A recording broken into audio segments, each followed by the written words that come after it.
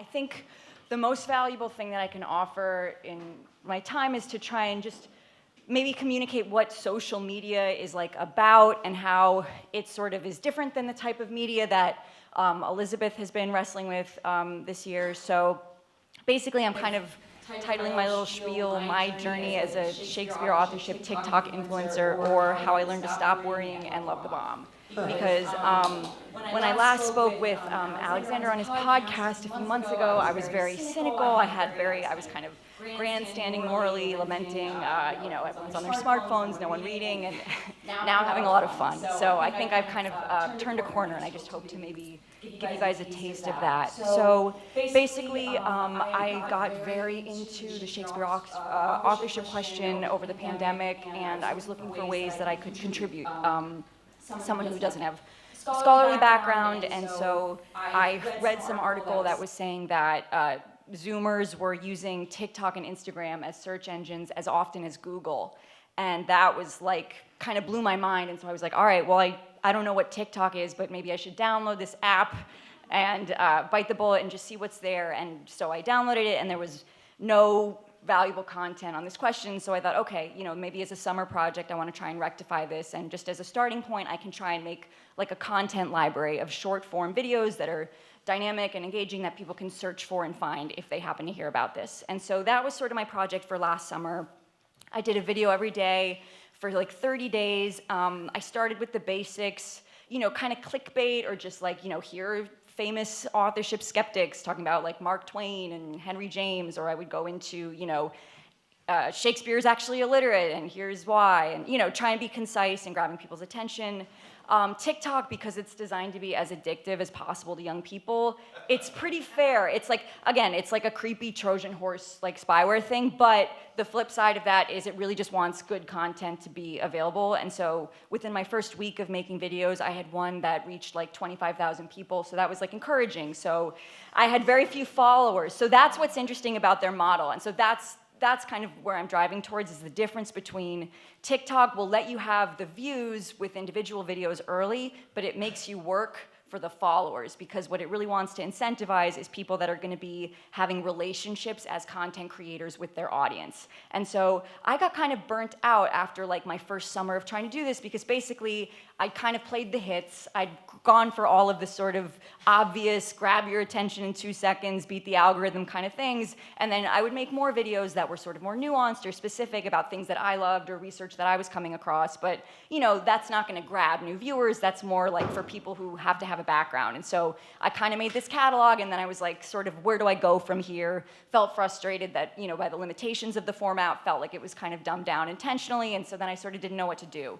And so what I did from there was, honestly, when I got invited, or when I knew I was coming here, I was like, all right, if I'm going to be talking about the TikTok thing, I got to do better, and I got to have some more insights. And so that forced me to sort of take a look in the mirror, and I was like, well, what is it that I'm doing this for, and who am I talking to?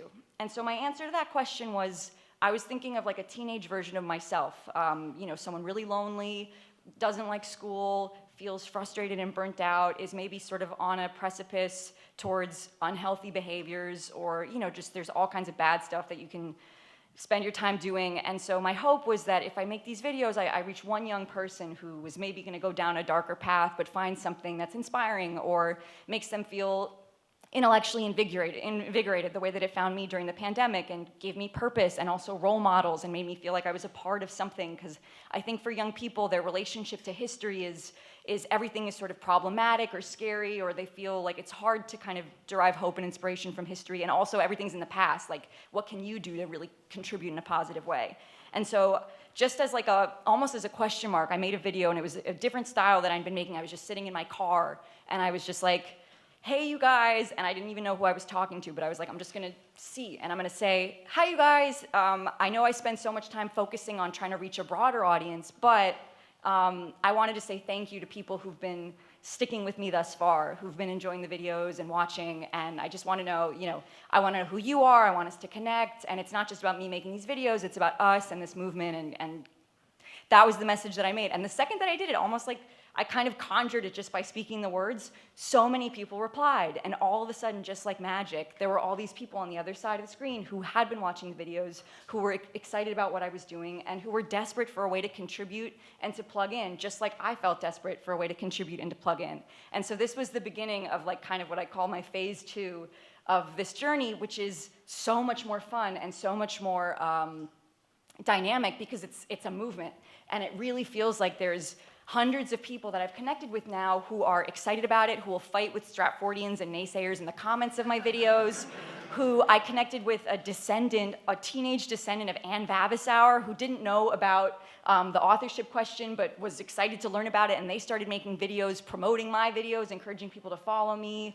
I know that there are people watching who are my TikTok crew right now who I think are live streaming this event. So it really feels like we have a crew, and people are excited and they're enthusiastic and they're ready and they want to help. And so I think that's like, now I'm like, I get the social and social media. And so basically I think there's 2 clips I can show, which I'm self-conscious about, but whatever, we'll do it. The first one is a more kind of traditional, it's from a couple weeks ago, but it's like a informational video. This one did pretty well. It got like 15,000 views. I thought it was going to do pretty well because I tried to have a little clickbait in the beginning. You'll notice it.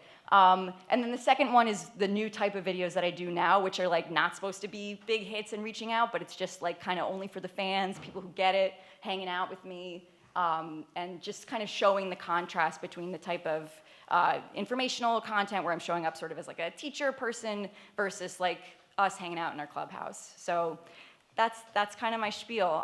Thank you again. I'm about to jump out this window because Alexander foolishly gave me the ring, so someone try and catch me. All right, I guess somebody will just play the video, or, oh boy, all right, I'm gonna hide.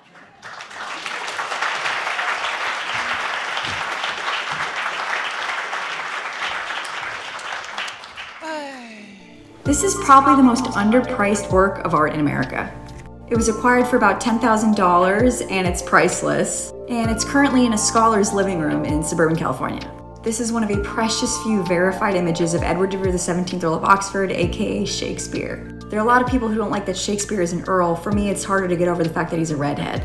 Friendly reminder that there are no verified images of Will of Stratford. This statue that claims to depict William Shakespeare the playwright, he's holding a little quill there, but that was not in the original. Stratfordians added the quill to make it look like he was a writer, but really, this 1634 drawing of what the original sculpture was shows that he's holding a pillow. He's a wool gatherer, he's a wool trader, it's a pillow. Like, why would you be writing with a pen on top of a pillow? Then, of course, there's this famous illustration from the first folio. There's so much to be said about what's cryptic and interesting about this image, but it's really more of a mascot or a visual joke than it is an actual portrait of a man. My personal favorite interpretation is that it's a cross-gendered portrait of de Vere's daughter Susanna, who was the one who compiled the first folio.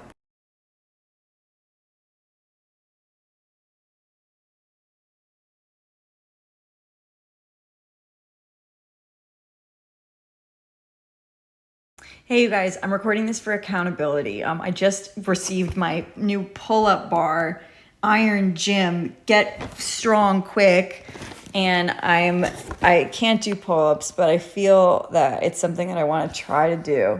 I used to live in New York City where everyone I knew had string bean arms and nobody ever went outside, and then I'm in California now and all these women are just like, it's like crazy. Like in Sarah Connor in the opening scene in Terminator 2, that's like what I feel like my life is now. And I need to get up to speed. So this is gonna suck because I have no upper body strength, but I wanna be such an intimidating, imposing physical character that like Sir Jonathan Bate and Stanley Wells are gonna see me coming and they're gonna fucking run in the other direction because they are not gonna mess with the gun show.